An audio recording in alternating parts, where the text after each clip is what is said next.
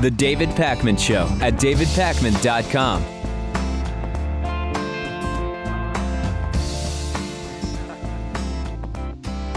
President Obama has vetoed the Keystone XL pipeline bill, which would have approved starting construction on that pipeline. Congress passed the bill earlier this month.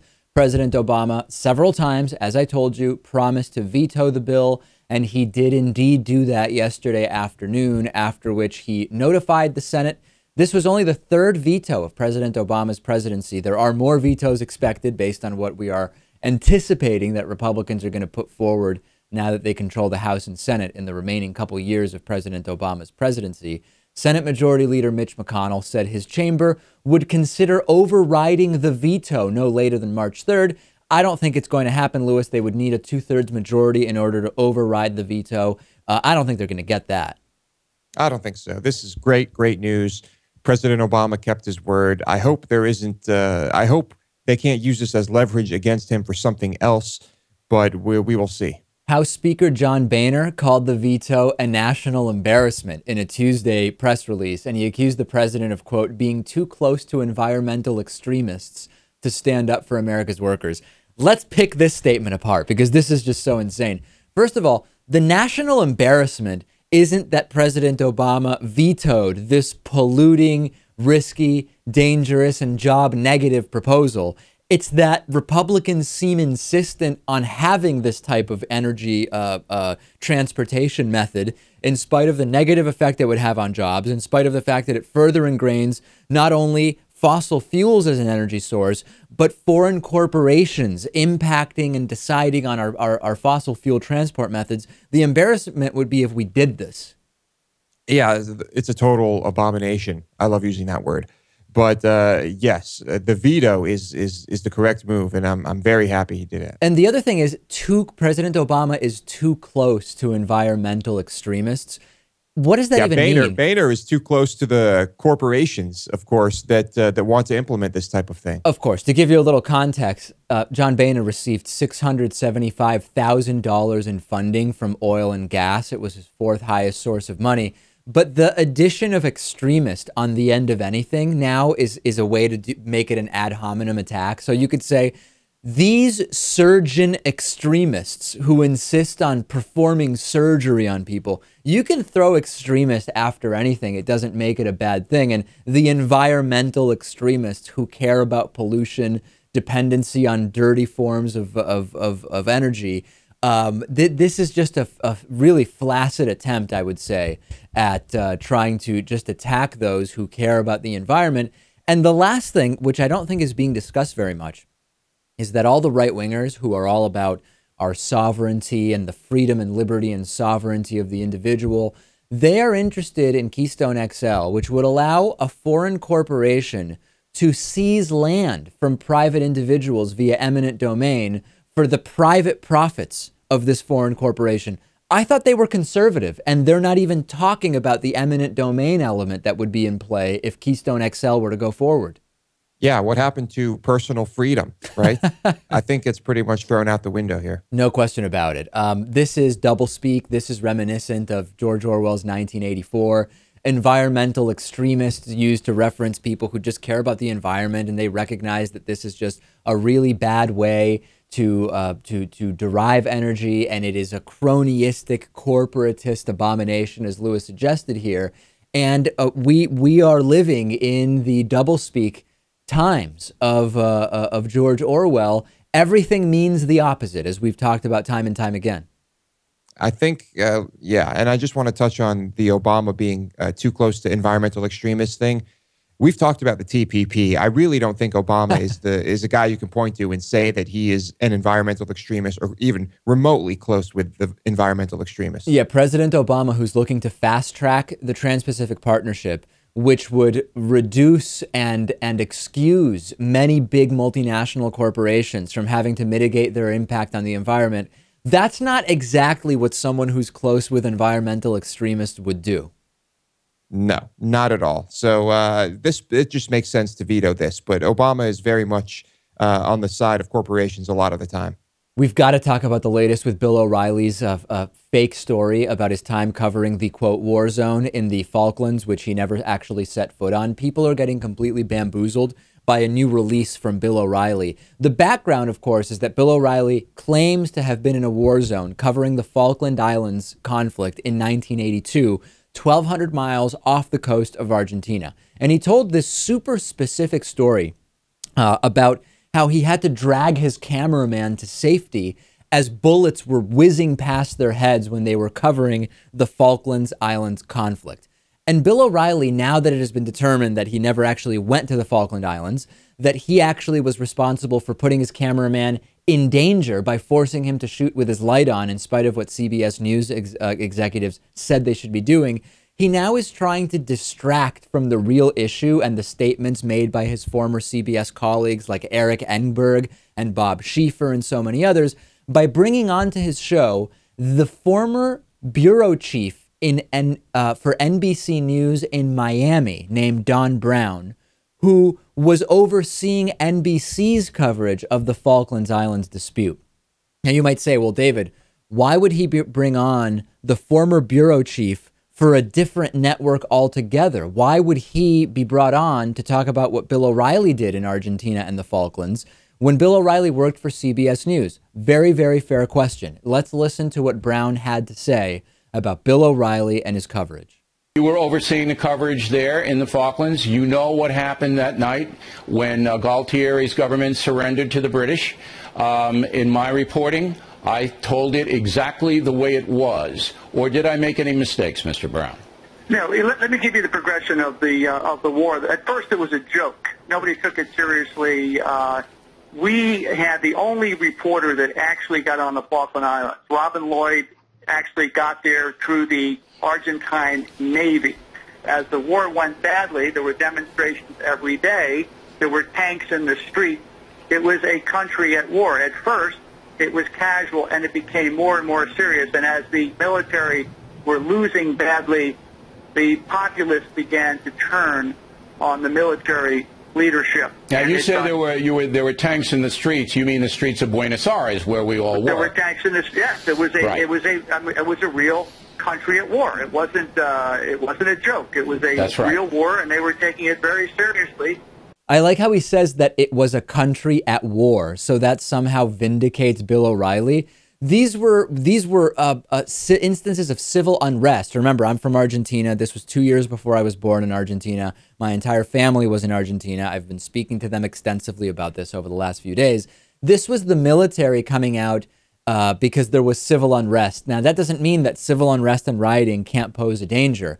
But the idea that Bill O'Reilly was in a war zone covering the Falkland Islands because he was where there was conflict at protests in Argentina. Again, if we try to apply that logic for being at war to any other situation, it becomes very absurd. Being at war because you were covering protests against the Vietnam War in Washington, D.C., would any of us buy that that's being at war?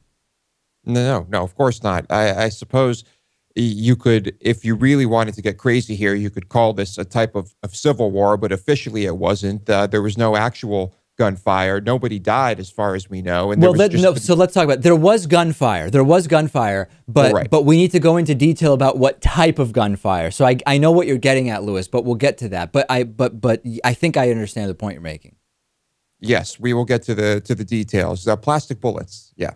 So let's talk now about the video coverage of the riots that has been released. This again from Bill O'Reilly. He uncovered this and he says this vindicates him as well. Let's take a look.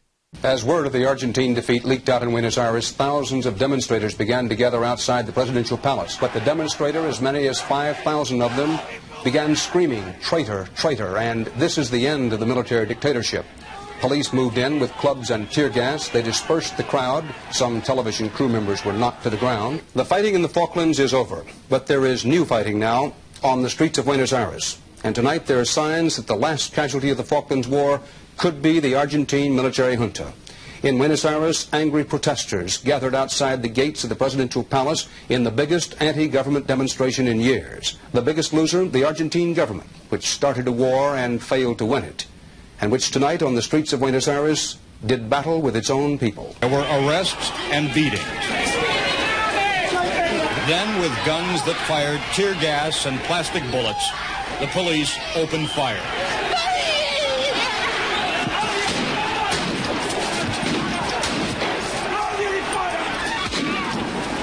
So again, arrests, beatings, tear gas being fired, and plastic bullets. Let's now go back to the story Bill O'Reilly told. These are Bill O'Reilly's own words, and let's compare and contrast. Because I was in a situation one time in a war zone in Argentina in the Falklands where my photographer got run down and hit his head and was bleeding from the ear on the concrete, and the army was chasing us. I had to make a decision, and I dragged them off, you know, but at the same time, I'm looking around and trying to do my job, but I figured I had to get this guy out of there because that was more important. So, I've been in a war zone one time in Argentina in the Falklands. That's the key line. Bill O'Reilly has said recently that he never claimed to have been in the Falklands, but that's the story he tells. I've been in a war zone one time in Argentina in the Falklands, and in the Falklands is very different from being in Buenos Aires having steak dinners, right? That's a very, very different thing. It is not true. Bill O'Reilly, he can bring on this NBC guy, but he said in the Falklands and he was not in the Falklands. People are getting completely bamboozled.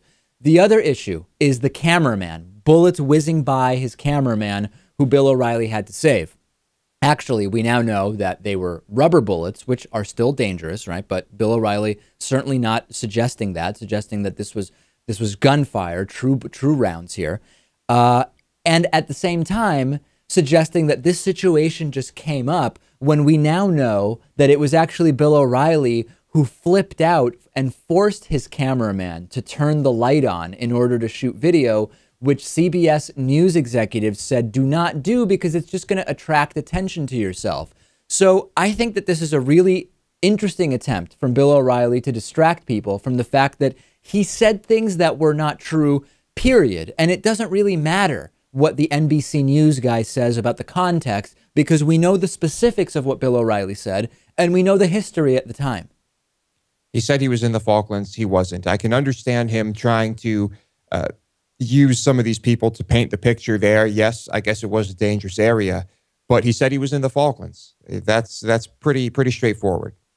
Chicago police have been uncovered as detaining and abusing Americans at a black site reminiscent of CIA black sites. This is a facility which is in a pretty nondescript warehouse on Chicago's west side known as Homan Square.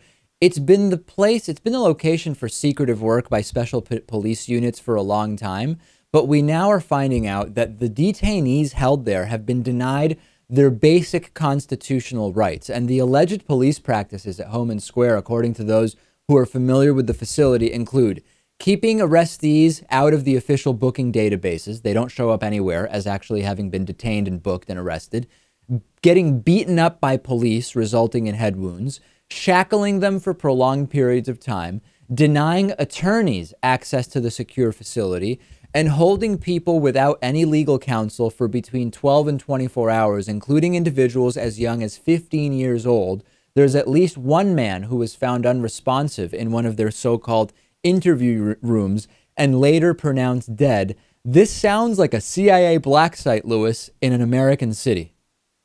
It sounds like, well, of course, the U.S. government made this legal, right? Indefinite detention, the suspension of habeas corpus. As far as I know, individual states don't have that liberty, but it seems like that's what's happening in Chicago. And again, like I said, unlike an actual precinct, no one taken to Homan Square is said to be booked. Witnesses, suspects, Chicagoans who end up there do not appear to have any searchable database that shows that they were even there. And the lawyers and relatives both say that there's just no way of figuring out even where this person is. This is in the U.S., this is with American citizens, and we have, a system of laws and rights with regard to law enforcement.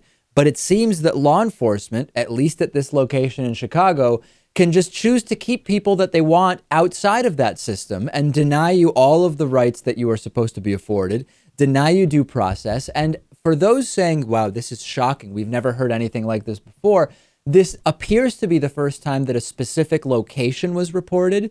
But reports are that this has been going on for decades. We just didn't know the exact location, Lewis.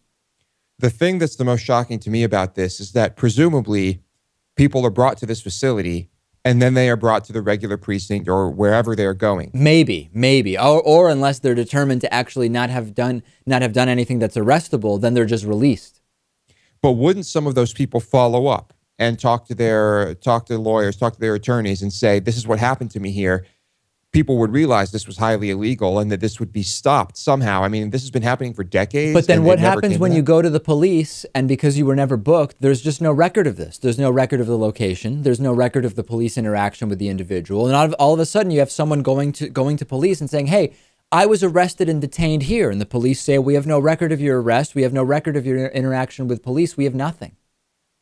Yeah, well, I'm not saying it wouldn't be an uphill battle, but for decades, I mean, come on, there has to be a way to take this down. It is utterly insane, and we're going to continue following it. Send me your thoughts about it on Twitter, twitter.com/dpacman. The David Pakman Show at davidpakman.com.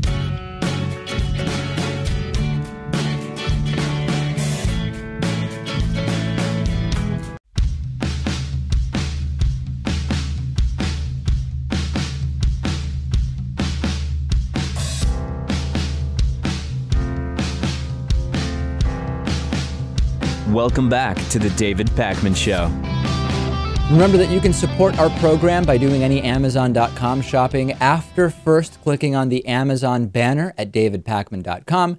And you can, of course, become a David Pakman Show member at davidpakman.com/membership. Today's member of the day is Keith Victor.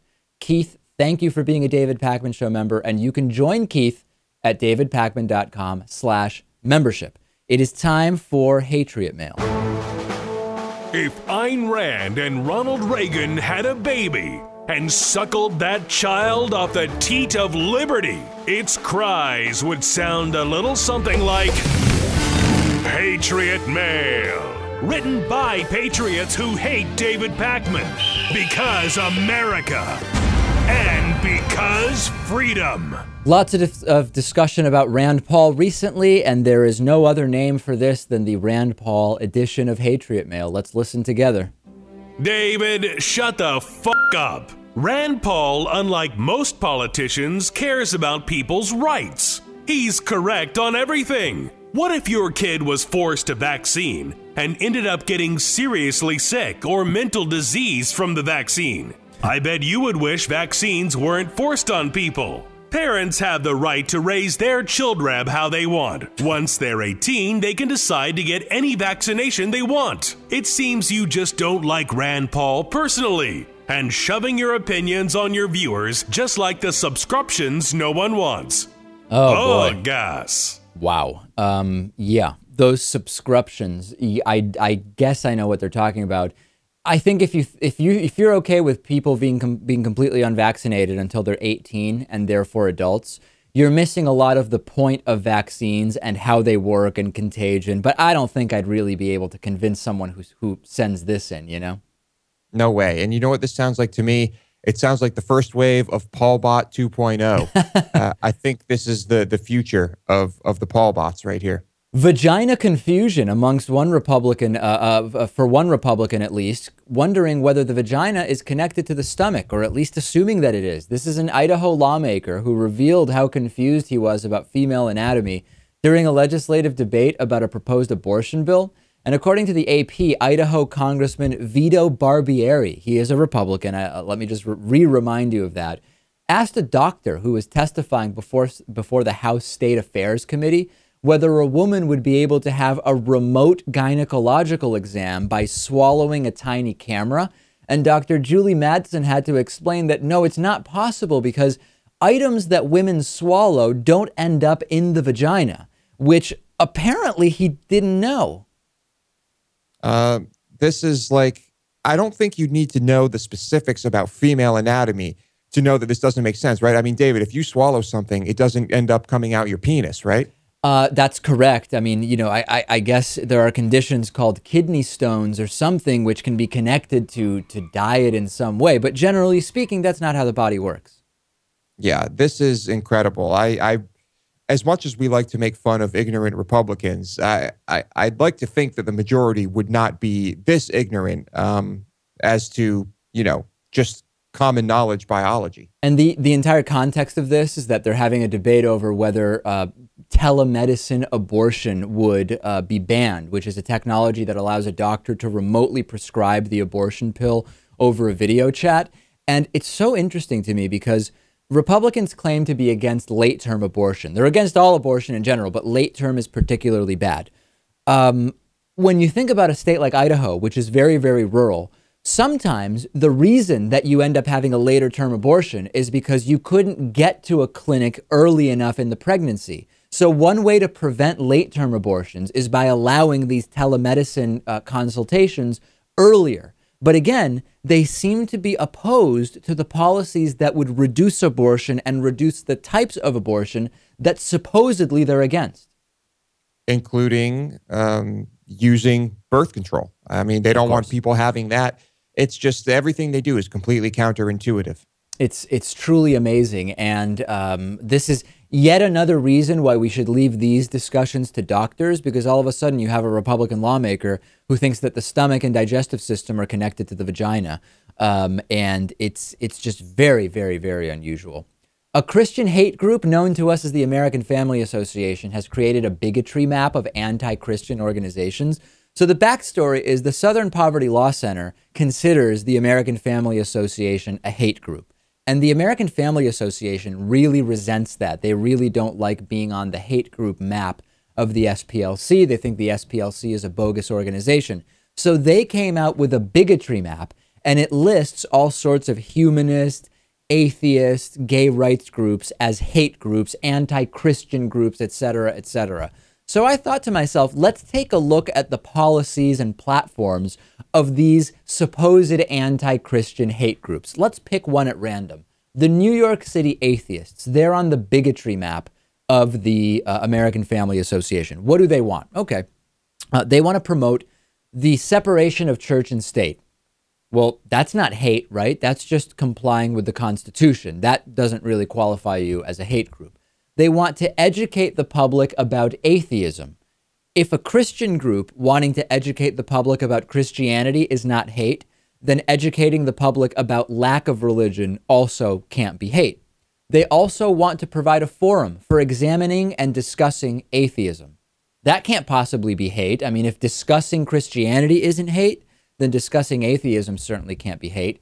And lastly, they want to be doing various charity and volunteering based on them being an atheist group. I can't imagine how charity and volunteering could be considered hate. Let's take another group that is a supposed anti-Christian bigotry group, according to the AFA, the Secular Student Alliance at Montclair State University. Their purpose is to provide a forum where atheists and agnostics and freethinkers, skeptics, secular humanists, other non-religious students can learn, discuss, and contribute through society through activism and service. Whoa, Lewis, stop the hate, because that is incredibly, incredibly hateful. Let's contrast that with the platform of the AFA. They want to restrain evil by exposing the works of darkness. Supernatural woo that is just absolutely disconnected from reality. They want to convince individuals of sin and challenge them to seek Christ's grace and forgiveness. Again, same, we're talking about woo. They want to preserve marriage and the family. That means they're pushing for state-mandated discrimination against people based on their sexual orientation. They have protested other religions, like when Keith Ellison was elected the first Muslim to Congress and he was going to swear in on a Quran. They protested that. Apparently, they think that Christianity by the state should be placed above other religions. That really does sound like the hate group to me. When I compare the supposed hate groups of the AFA bigotry map and AFA, I'm left with only one conclusion, Lewis, which is that the AFA is the only hate group of the bunch.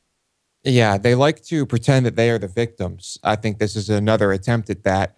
But all they do is diminish and demean and insult and try to restrict the rights of other people across the board and scare people into accepting their beliefs. An interesting attempt, certainly, to try to position anyone who is not Christian as a hate group or bigots.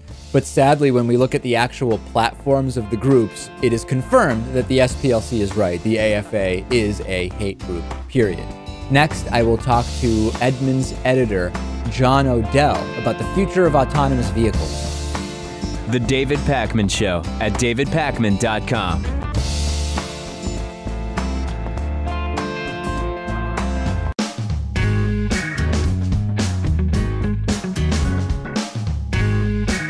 Welcome back to the David Pakman Show. I'm joined today by John Odell, senior editor of Edmunds.com, and we're going to talk about autonomous vehicles. John, it's really great to have you on to talk about this because we've been talking about two different elements with regard to autonomous vehicles for a while now. One is the sort of technology element of it, which is what is the technology that would be needed for this to be a reality? And number two, kind of the pragmatic realities of how you might transition in autonomous vehicles in a world where currently vehicles are not autonomous. What do you see as the timeline for this? The second part, the sociological portion of autonomous cars and autonomous driving is probably the toughest. The technology is pretty much fundamentally here. It's available in bits and pieces in all sorts of cars today. We call it active safety systems, things like lane keeping and active cruise control, etc. Those technologies have existed for a while, and all autonomous vehicles really are is a bundling together of multiples of these things, and some fancy electronics and sensors to make them all work together. The really rough part is getting society to accept it and getting the legal system to work around it, and that is what most people think will take the longest and be the biggest roadblock, if you will. So for full autonomy, the car where theoretically you can poke a button, turn around and play poker with the guys in the back seat while it takes you to work, that's several generations of vehicles away. I probably will not be alive to see that out in the wild, so to speak. It could happen on closed campuses a lot sooner, but for everyday driving for every man, we're probably looking. Although these cars could be available as early as 2020, we're probably looking into the 2030s before we see everything ready to go for full autonomy. In the interim, we're going to have a lot of steps. Volvo's working on the step right below that right now. They're going to have a program in Gothenburg, Sweden. They're going to run for 2 years from 2017 through 2019 as they get ready for cars that can do an awful lot of the driving in many circumstances. Is it possible that the development, the increased prevalence of autonomous cars could completely upend multiple industries that we now kind of take for granted as part of society? I recently read a study, I believe it was by PricewaterhouseCoopers, which pointed out that the average vehicle is only used 4% of the time. 4% of the time. 96% of the time the vehicle is not in use. When we think about that and we think about increased movement towards the sharing economy and companies like Uber, could we not see just a fundamental societal change with regard to transportation? Ultimately, yes. It's generational. 2 or 3 or 4 generations behind me, there's certainly not the love of and the enamoring. People are not as enamored. Younger people are not as enamored of vehicles overall as my generation is, certainly. And driving has become more and more of a chore in many areas, less of a joy.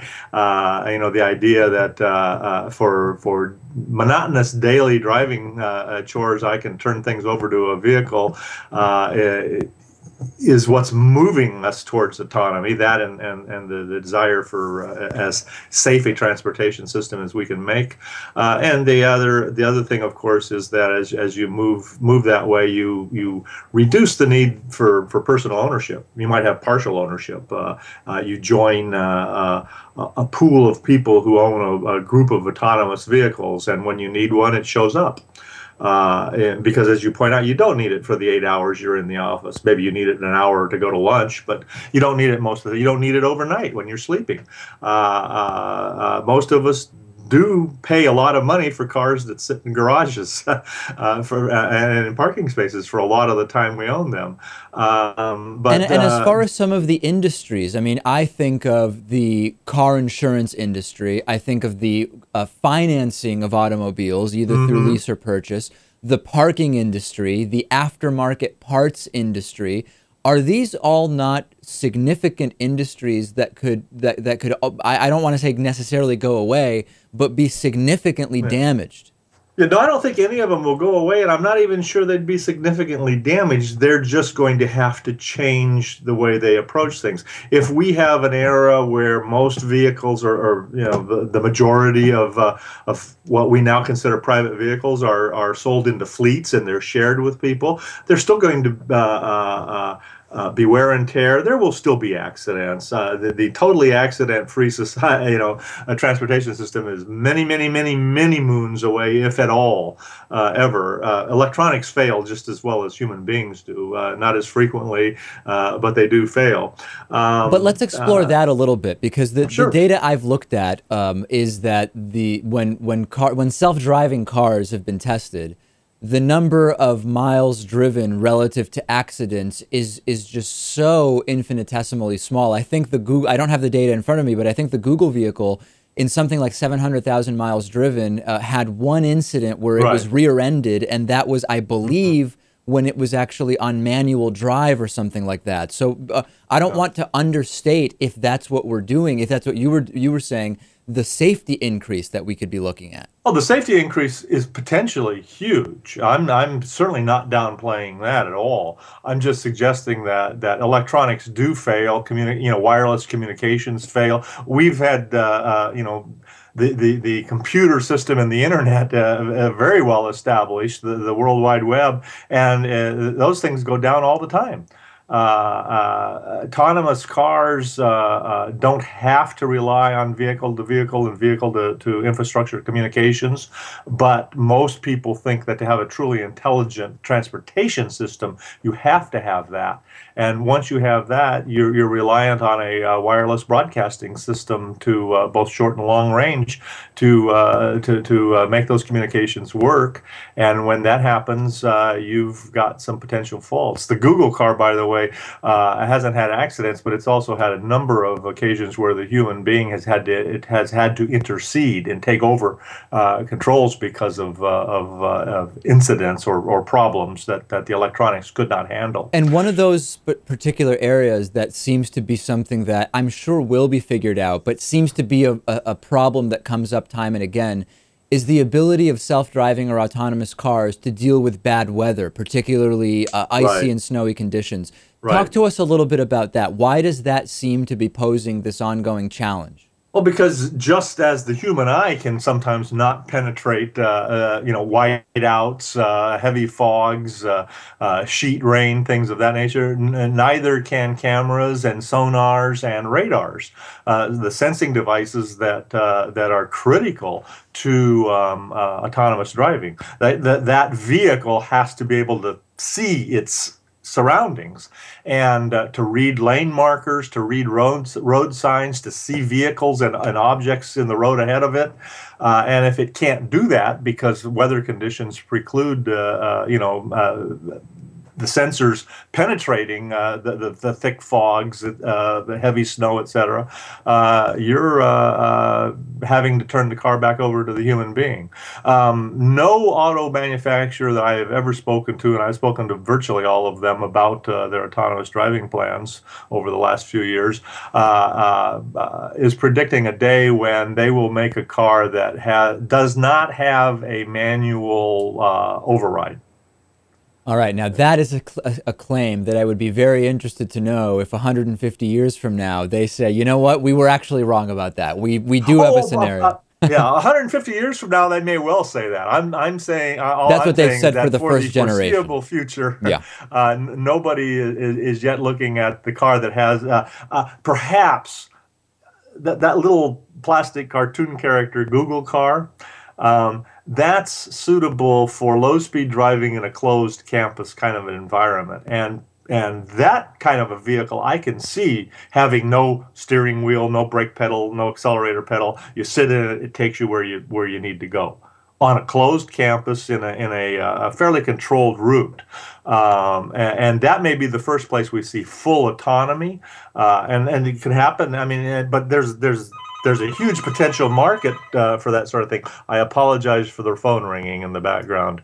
But to put these fully autonomous vehicles out onto the highway, we're still looking a little ways away. One of the big problems is just training human beings to understand that they're in a vehicle that is doing all of the work, but you still have to be alert and ready to take over at a moment's notice. No, that would certainly be a different driving experience for sure. Yeah. We've been speaking, unfortunately, we are out of time. This is definitely a conversation we're going to continue as more and more manufacturers develop cars going in the direction of autonomy. We've been speaking with John Odell, senior editor of Edmunds.com. Thank you so much, John.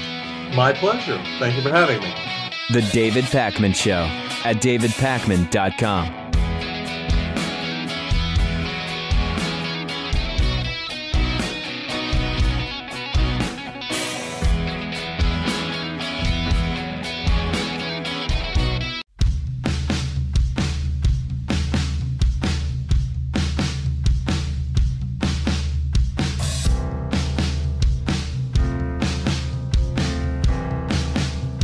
Welcome back to the David Pakman Show. On the 700 Club, Pat Robertson fielded a question from the audience, supposedly from the audience, about someone who had a family member move to Santa Fe, New Mexico, and they got into that new age spirituality stuff, including yoga. We know that yoga has been a touchy issue for Pat Robertson for a while. Let's take a listen to what his advice was. My family recently moved to Santa Fe, New Mexico because of my husband's work. And there are a lot of people interested in New Age spirituality in our neighborhood. So they're teaching yoga, veganism, that sort of thing. Well, my teenage daughter now wants to do yoga. What do you think about it? Well, here's the deal. Yoga is, if it's nothing but stretching exercises, it's terrific. I mean, you can stretch, stretch up high, stretch down low, do overside, and all that stuff. I mean, it's good for you. But along with yoga, they have a mantra. And the mantra, you say, is in Hindu. You don't know what the Hindu says, but actually it's a prayer to a Hindu deity. And so that you're just saying, I mean, it sounds like gibberish, and so you're saying, Kali, Kali, Kali, or whatever. But you're praying to a Hindu deity. The mantra, Lewis, the mantra is in Hindu. Of course, Hindu isn't a language. It is a religious or cultural identity. There is a language called Hindustani, which is the native language for a lot of the people living in Delhi and some other areas. But I'm not convinced, Lewis, that Pat Robertson knows anything about Hindustani. I think he just doesn't know what he's talking about. Pat Robertson not knowing what he's talking about? If he addresses anything on his program, it's because he is an expert on that subject. You need to know that. I also like how he talks about how yoga can trick people into praying to Hindu gods or whatever, as if Christianity doesn't constantly trick people into praying for Jesus. But you know what? It sounds like he is at least acknowledging that the exercise portion of it can be good. So I guess if you leave out the mantra, then perhaps he's okay with yoga? It's a mantra, like he says, Lewis. A mantra, right. Mantra, got it. Yeah, no, you're right. I mean, he does at least say that stretching is good, and he kind of jokes about it. But yeah, really, really strange stuff. And I do think that there should be research done beforehand. It almost actually seems like this is the first time Pat Robertson sees the questions, and he comes up with gems like saying people are speaking in Hindu, which to me hurts his credibility. But maybe some people see that and they think that it all just makes perfect sense. A former Marine was convicted yesterday in the deaths of American sniper Chris Kyle and another man at a shooting range 2 years ago. The American Sniper film ends with this shooting range scene where Ray Routh is suffering from PTSD, and Chris Kyle and another guy bring him to go shooting at a shooting range, and ultimately that individual did kill both Chris Kyle and the other man. Prosecutors were not seeking the death penalty.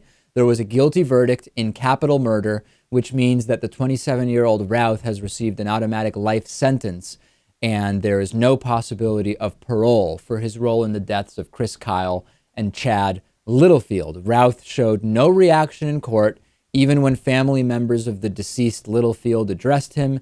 His defense team said he is going to appeal the conviction. The Littlefield family waited, quote, 2 years for God to get justice for us. He was faithful. This isn't really being discussed, but it seems so arrogant and ignorant to me to think that God gave the family justice for a murder that could easily have been prevented if they realized it's not a good idea to bring someone suffering from PTSD after their deployment to the firing range. Why is it that God never prevented that from happening, which anyone could have foreseen as a really bad idea, but now God brought justice? I just don't get it. I'm sorry. And it's kind of insulting to everyone involved, to our justice system, to the prosecutors, to the jury, to even to the defense, to everyone involved in this trial. It makes it just seem like they really had nothing to do with it. It was just God orchestrating everything. It's just a really, really strange thing. And I feel for the families of the victims. Of course, they're still grieving, and they may always be grieving, and it is a horrible, horrible situation. But now to say, well, God played no role in preventing what was a completely foreseeable bad idea, bringing this guy to the shooting range, but God played a very specific role now in the conviction and the sentencing. It just doesn't make any sense to me. And the defense tried to paint Routh as psychotic and insane. The prosecution successfully prevented that from being the ultimate characterization, and that led to this guilty verdict. And just a tragic, tragic story. We talked about our thoughts about the film and about all of that sidebar, but this is tragic no matter what. I just wish we could have had a little more forethought here. And I hope the lesson that a lot of people are learning is don't take PTSD vets to a shooting range with the idea that that's going to be great for them. We see that that's not a good thing to do. And I think we could dig pretty deep here. I mean, was he suffering from PTSD because he was sent into a pointless war by our government? There's a lot to talk about here, but I guess we'll have to save that for another time. Oh, there are many, many questions that go far deeper than just this particular case, for sure. We have a voicemail number, 219-2DavidP. A lot of people have emailed saying, whatever happened to homeless Daryl? I hope he's okay. He doesn't say that this is homeless Daryl, but I think that this is homeless Daryl who called to check in. Let's take a listen. Hey, David and Lewis. God, the show just keeps getting better and better. It's amazing. I'm so mad that I can't afford the bonus show. Did you say that the Indian nation that was saying pot or casinos is in California? Because that's happening in my town here in California, in Ukiah, California, the Pomo Indians. Yeah, that wasn't the specific story we were telling, but Lewis, it does sound like homeless Daryl, doesn't it? It does. I think it could be. I wish we had confirmation. Which is great news. People were getting worried about homeless Daryl, and homeless Daryl is a honorary David Pakman Show member. So I think it's not a question of the money for the bonus show, Daryl. I think you told us that it was an issue of not being able to pull it up on your computer, but you're a member. You can access that bonus show anytime. And on today's bonus show, we will talk about the World Health Organization chiming in on syringes. We will talk about Turkey's recent military operation in Syria and a move from the new Saudi king to share at least some of the wealth. All of those stories and more on today's bonus show. Go to davidpakman.com/membership to sign up. And not only will you get access to the bonus show, you will also get access to the commercial-free audio and video feeds of the entire broadcast program, an archive of shows that dates all the way back to 2005. Incredible. And so much more, including invitations to our members-only town hall meetings. I guess we can call them meetings. Doesn't seem like too much of a stretch. Go to davidpakman.com/membership. Support our show, vote with your dollars, and you get some great perks, too.